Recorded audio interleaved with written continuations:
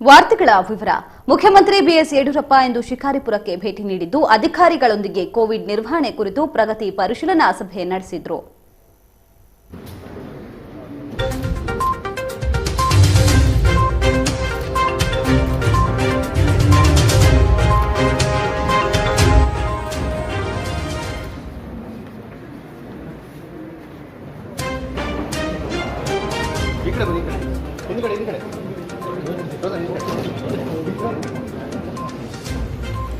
ಶಿಕಾರಿಪುರದ ತಾಲೂಕು ಪಂಚಾಯಿತಿ ಸಭಾಂಗಣದಲ್ಲಿ ನಡೆದ ಸಭೆಯಲ್ಲಿ ಮಾತನಾಡಿದ ಅವರು, ಕೋವಿಡ್-19 ಕೈ ಮೀರಿ ಹೋಗ್ತಿದೆ, ಅದನ್ನು ಸರಿದಾರಿಗೆ ತರುವ ದೃಷ್ಟಿಯಲ್ಲಿ ಏನೆಲ್ಲ ಕ್ರಮ ಕೈಗೊಳ್ಳಬಹುದು ಎಂಬ ಕಾರಣದಿಂದ ಅಧಿಕಾರಿಗಳ ಸಭೆ ನಡೆಸಿದ್ದೇನೆ.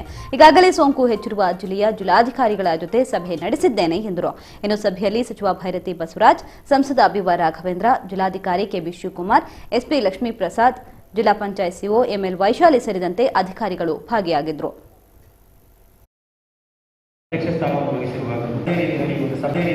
ಸಭೆಗೆ ಆಗಮಿಸಿರುವ ಕರ್ನಾಟಕ